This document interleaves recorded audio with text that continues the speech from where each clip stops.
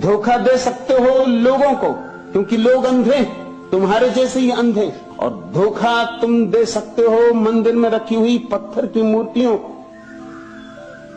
धोखा तुम दे सकते हो कागज पर लिखी गई किताबों को, लेकिन मौत को धोखा न दे सकोगे। और जब मौत द्वार पर दस्तक देगी तब बहुत पछताओगे, बहुत पछताओगे, क्योंकि फिर क्षण भर का भी अवसर न बचेगा।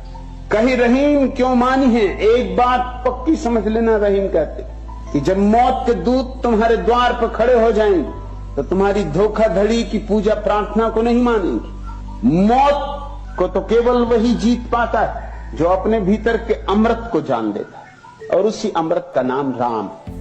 या कहो रहीम, या कहो रहमान, या कहो अल्लाह, कुछ फर्क नहीं पड़ता।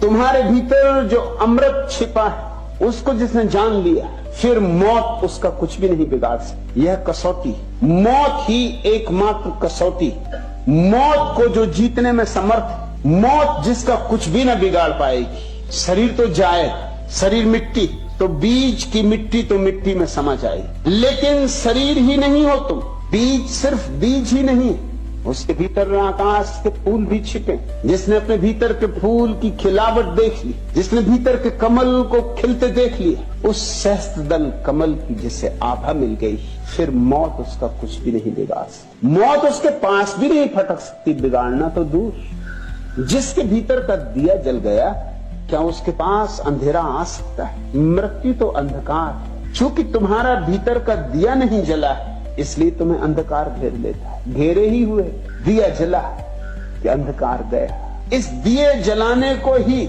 रहीम ने राम नाम कहा है। अपने भीतर के राम को पहचानो, अपने भीतर के शाश्वत से परिचय करो, अपने भीतर के अनंत से पहचान बनाओ।